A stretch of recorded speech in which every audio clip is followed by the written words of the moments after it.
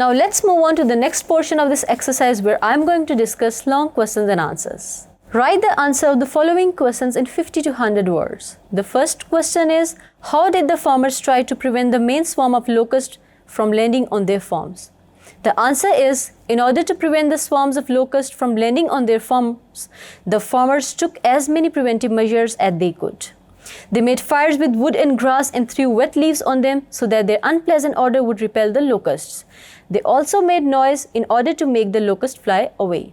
The second question is, why even after all the crops were destroyed, did the men continue to fight the swarm? The answer is, even after all the crops were destroyed, the men continued to fight the swarm because they feared that locusts would lay eggs giving birth to millions of hoppers, that is, baby locusts. The increase in their number could result in further damage to their crops.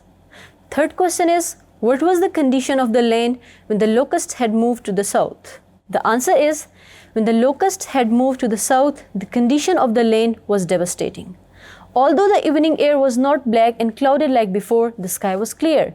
The trees and crops were destroyed and there were no bushes for the cattle to rear on, so everything needed to be replanted. Fourth question is, what were the measures the farmers should have taken to save their crops? Give 5 suggestions.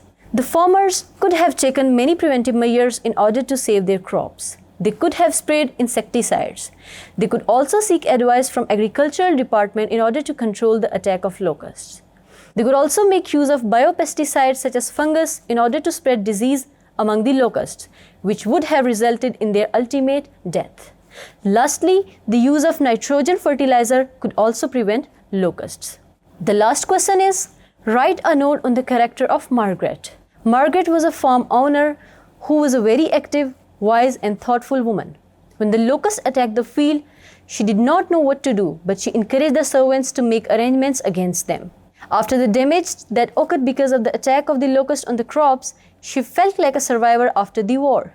She tried to get used to locusts for 3 to 4 years and believed that they were going to be like bad weather, which is always unpredictable and imminent. Margaret felt that the countryside was devastated and the situation could not have been worse. So dear students, we are done with the long questions and answers as well. I hope you have understood all these answers. Thank you.